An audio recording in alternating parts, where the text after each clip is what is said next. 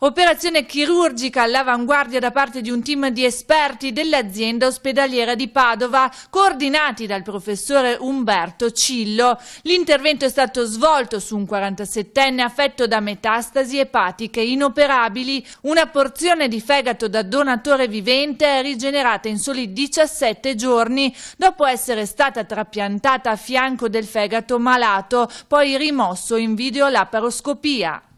Il fegato è indispensabile per la vita, senza fegato si vive solo poche ore. Siamo riusciti a realizzare il trapianto utilizzando solo il 20% della massa del donatore. Lo abbiamo impiantato a fianco del fegato ammalato, un paziente con tumore metastatico da tumore del colon, inoperabile.